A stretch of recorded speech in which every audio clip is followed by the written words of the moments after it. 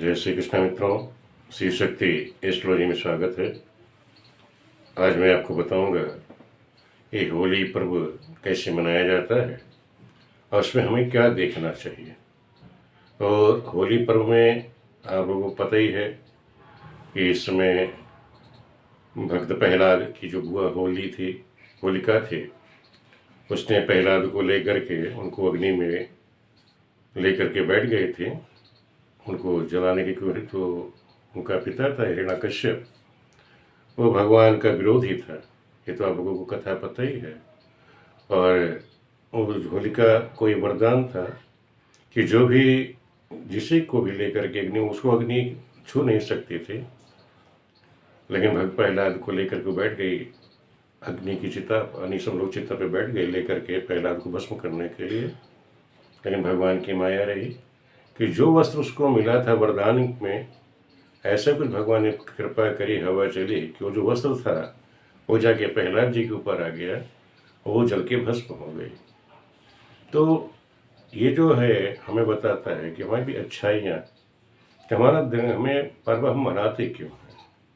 पहले तुमको ये पता होना चाहिए पर्व जो है हमारे, एक तो सामाजिक सौहार्द है, समरसता के लिए हम लोग मनाते हैं।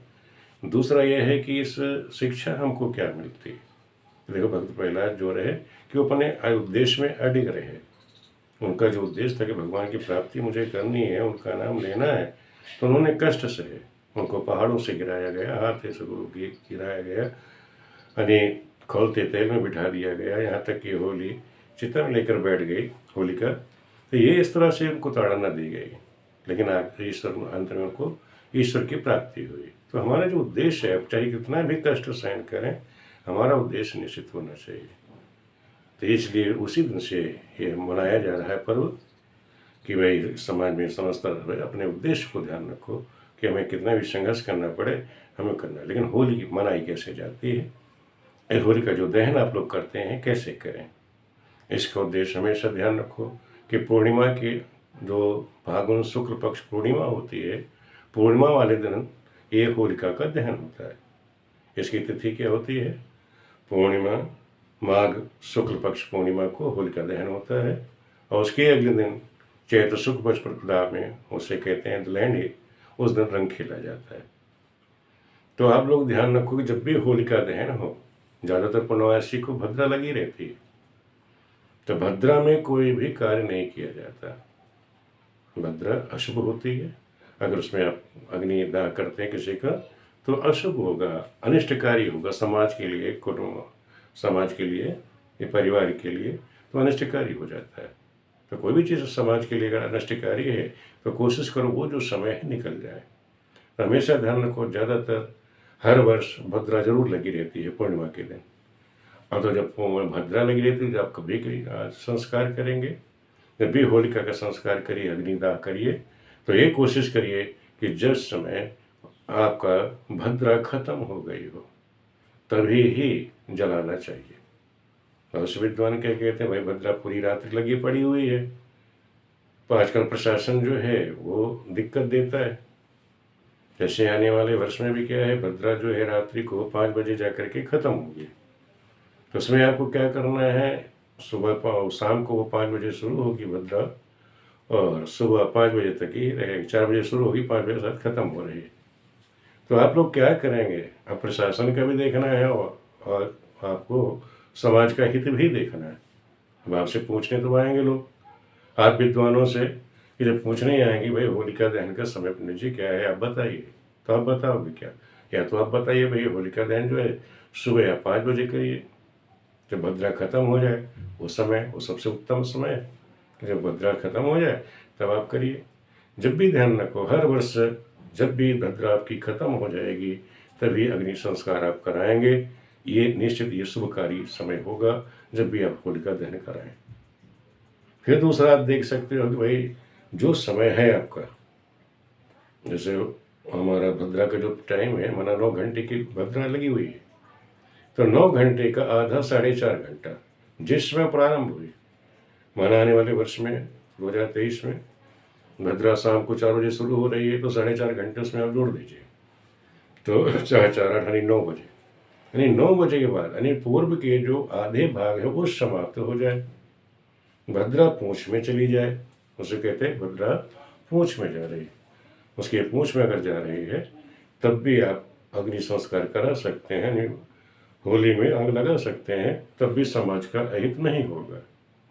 लेकिन ये भी आप किस तरह से आप होलिका दहन करा सकते हैं।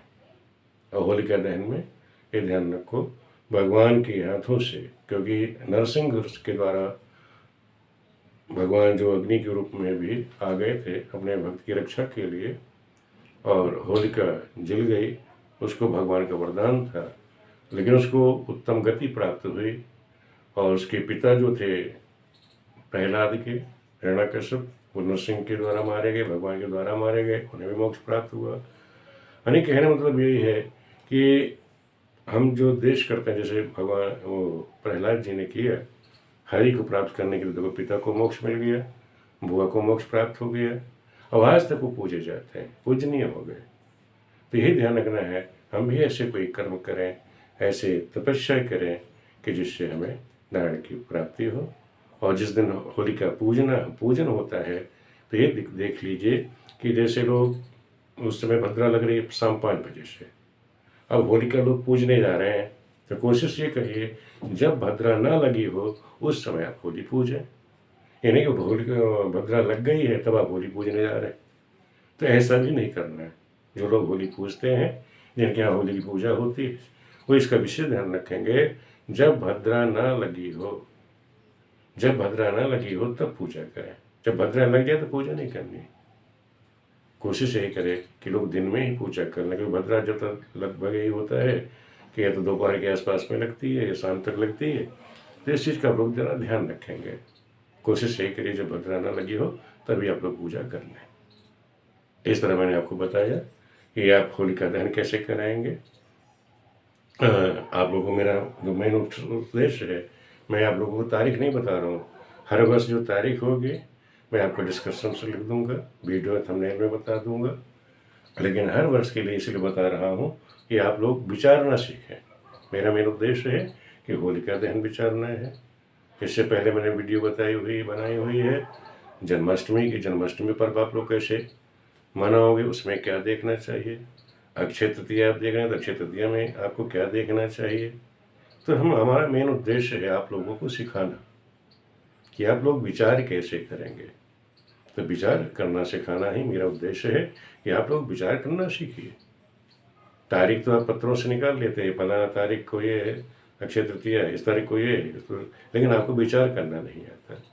आप पंचांग पर ही निर्भर रहते हैं, उल्टा सीधा बता देते हैं। वो चीज़ आपको आनी चाहिए। वीडियो आप लोगों को कैसी लग रही है, अगर कोई चीज़ समझ में नहीं आती है आप लोग कमेंट कर देना, मैं आप लोगों को पुनः ये चीज़ समझा दूंगा कि कैसे ये मुहूर्त वगैरह निकाले जाते हैं। वीडियो देखने के लिए आप सभी मित्रों का बहुत बहुत धन्यवाद।